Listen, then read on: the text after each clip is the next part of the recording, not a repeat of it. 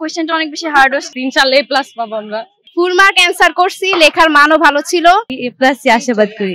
100 মার্কের অ্যানসার করছি, একবারে ইজি। আমরা যেখান থেকে পড়ে আসছি বই থেকে, যে বোর্ড গুলো একটু একটু আনকমন হয়েছে, কিন্তু এমনি পরীক্ষা সবারই ভালো হয়েছে আলহামদুলিল্লাহ। আমরা একদম ফুল মার্কেরই অ্যানসার করে আসছি, কোনো কিছু বাদ দিইনি। ইনশাআল্লাহ এ প্লাস পাবো আমরা। সোজাই ছিল, লিখতে ভালো হয়েছে, আর উন্নত মানের কোশ্চেন ছিল। তাও ইনশাআল্লাহ করে আসছি, যা মার্কের উপর ডিপেন্ড করে। এখন ফুল মার্ক অ্যানসার করছি, লেখার মানও ভালো ছিল।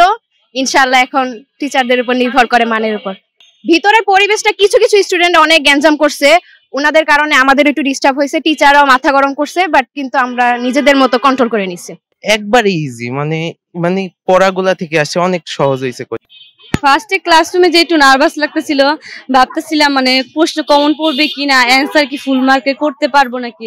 পরে দেখলাম প্রশ্ন পাওয়ার পরে না, ভালোই কমন পড়ছে, লেখার মতো। পরে লিখলাম, মাশাআল্লাহ ভালোই লিখছি, 100 মার্কেরই অ্যান্সার করার চেষ্টা করছি। আলহামদুলিল্লাহ আশাবাদ আছে তো ভালোই হবে পরীক্ষা। না, যেভাবে লিখছি আমি তো আমার দিক দিয়ে ভালো মতোই লিখছি, এখন বাকিরা টিচারের উপরে।